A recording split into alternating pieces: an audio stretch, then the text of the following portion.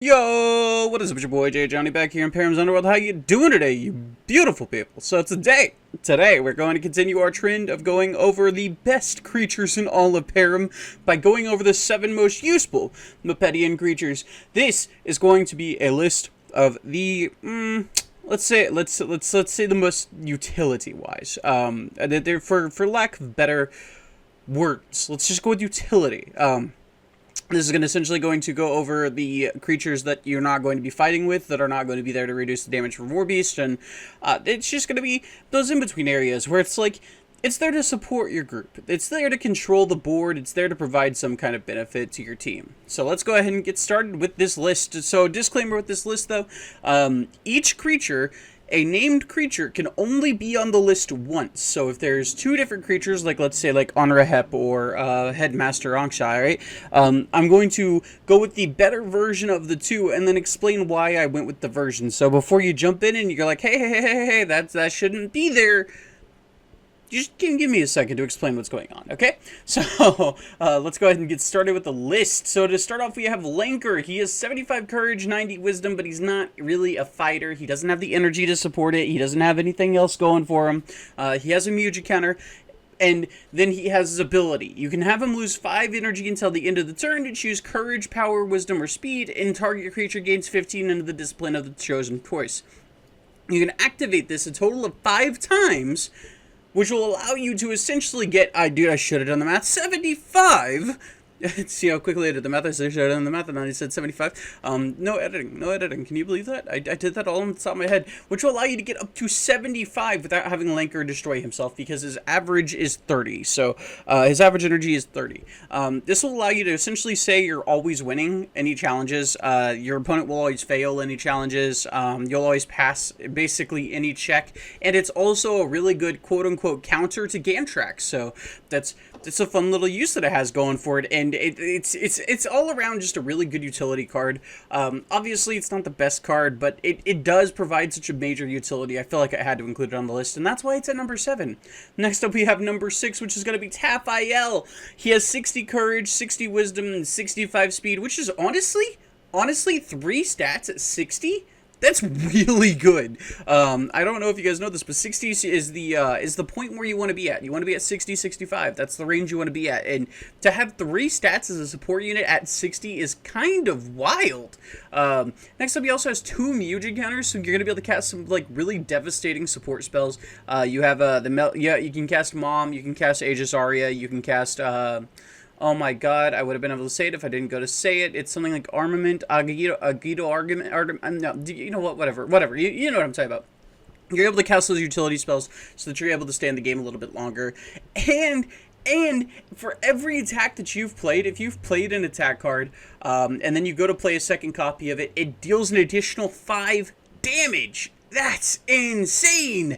Like, that just makes it to where you're like, you know, let's say you go to play, I don't know, oh my god, Aqua, oh my god, a 0 cost attack, okay? Let's just say like a 0 cost attack, because I can't think of anything in my head right now. My head is broken, so let's just say you go to play a 0 cost attack that normally deals 0 damage. Just makes it to where it's dealing 5 damage. Your lowest modifier at that point would be 5, let alone any additional modifiers such as Air 5, Strike 15, etc., right? On top of that, Mipedians are also known for being able to use a lot of different attacks that allow you to loop through your attack deck pretty quickly. So you're going to be able to deal quite a bit of damage when you use cards like that. This is honestly just a really powerful card, and I think that this card is a W. It's just a W. It's just a W. So, Tapael, number 6, for a good reason. Next up, we have number 5, which is going to be a Wakey, 85 speed, 60 E. You can play this creature as a combative, as an attack unit. But what we really care about is its ability. It gives a Lord speed bonus and strike bonus to all Mipedians you control that have invisibility. This can include War Beast. If you flip a location, that gives your War Beast invisibility. If you have another creature on your board that gives all your Mipedians invisibility, like Prince Medinu. This is honestly just a really good card, giving an additional, that 20 speed bonus is enough to push pretty much any check and challenge right over the edge. Like not even a question, right?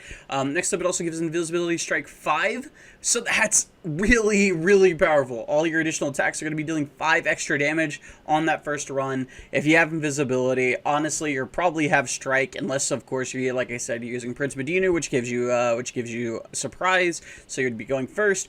So it's either going to be dealing additional damage, or you're going to be dealing additional damage and attacking first. Really, really good. Not only that, he also has a music counter, so you can cast Mom, and honestly, who doesn't love casting Mom? Anytime that a creature is able to cast Mom, you gotta automatically say this is a good creature. On top of that, he also has Air 5. Again, if you're forced to use combat with them, you're not gonna automatically lose. A Wakey is super powerful. They just super duper powerful. You gotta love him. Gotta love him. Got to love him.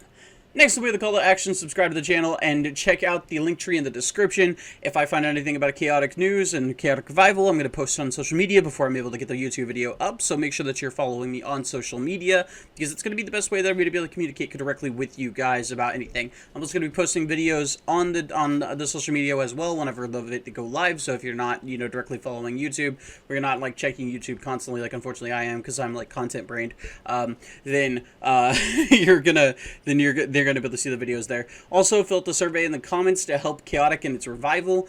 Chaotic is I'm working directly with a Chaotic partner, and he is trying to get as many fill-outs on the survey as possible, so he can show Ganon what the community wants and what the community can do and how the community wants to help. So make sure that if you guys want to help Chaotic revive, make sure that you go to the comments and make sure you fill out that survey, because that's going to be one of the most important things for Chaotic's revival right now. Also, there's a video in the comment section down below. If you go to that video and you just comment your favorite Chaotic character, a creature specifically, then you'll be entered into a giveaway for a Takinom promo. It's a worldwide giveaway. There's going to be no you're not going to have to pay for shipping or anything like that. It's just going to be worldwide. So make sure that you guys go ahead and enter that giveaway right down there. So the giveaway ends on July 10th. I'll be doing the announcement of the winner on July 11th. So make sure that you guys are following down there below. Next up, we have, back to the list, we have Naina at number 4, 60 courage. You're not going to want to fight with her. You're just not. She's not a combative unit at all. She has 1 music counter, so she's able to cast Mom, and her ability costs 0 music. So you can cast that Mom, and you don't have to worry about not being able to use your ability anymore. So the usefulness in Naina really comes from being able to remove music counters from living creatures and put them onto actively dying creatures. If they're not, keeping their creature in the game, you can always use Naina's ability to make sure that that creature goes down with the music counter. Let's say they have a Copond High Muge in the back line.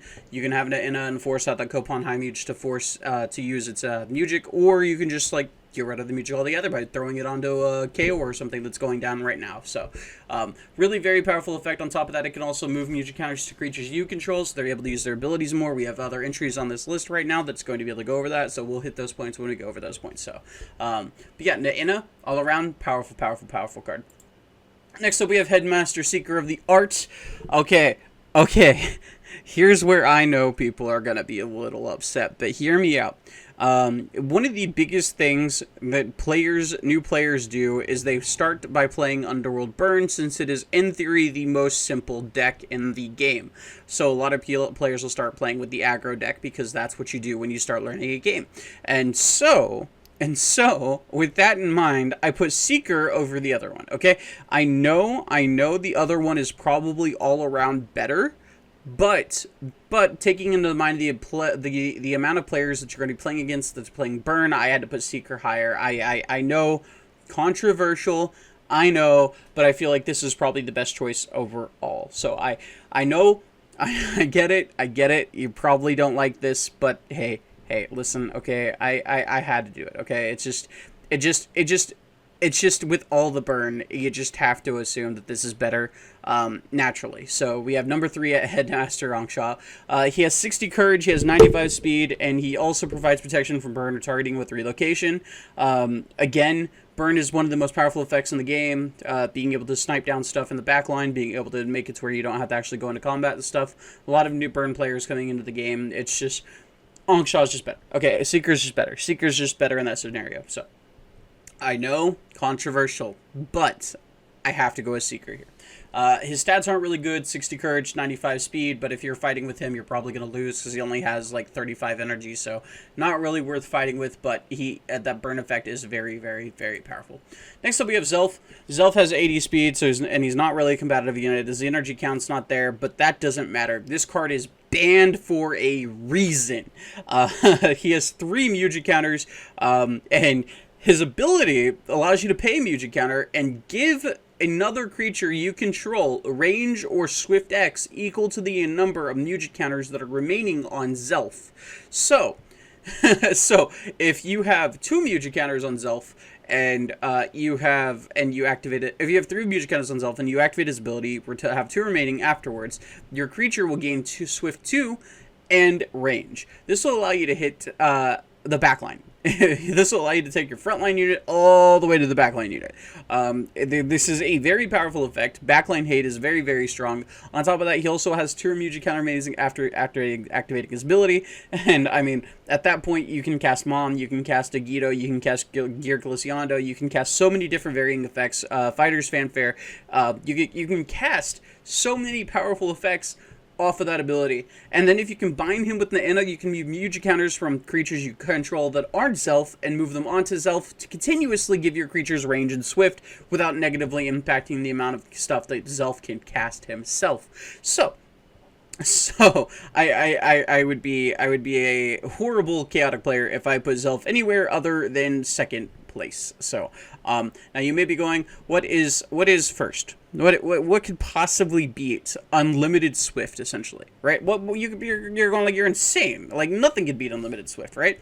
Well, I have to tell you, the Onra Hep High Muge of the Desert does it for me. 80 Wisdom, 60 Speed, not a fighter. Obviously, most of these creatures were not. And he has 2 Muji counters, so why does he lose to Zelf? Well, to start off, Onra Hep was actually designed as a card by Dragonix. He had an input on the effect of High Muge. Yeah, that's A. It's just I like that, somebody who went into the community and communicated with the community, had such a huge input on this, and it's also his favorite card, which is one of the reasons. But the bigger reason is he can copy musics like Song of Shelter, Mom, Armament Audio, Adiago, Fighter's Fanfare, or Gear Gliciando. If they're going to be negating your music, you can activate Onra Hep's ability to copy that music, and that music can't be negated by other music effects that would negate effects. So let's say they go Song of Reprisal, and then you on your Song of Shelter, and then you can activate Onra Hep to copy that, and now they can't negate the Onra Hep's copy of the Song of Shelter. So honestly, just a very good utility tool. Armament Adiago is probably the biggest reason as to why it's on this list, though. Essentially, you can cast Armament Adiago, copy Onra Hep's ability, and completely change all of the battle gear your opponent controls to other creatures, probably being the single biggest reason as to why this card is banned. Fighter's Fanfare is probably up there as well. You can cast Fighter's Fanfare, then copy Fighter's Fanfare, and essentially make it to where any attack that they do to you deals double damage to them, and that's just...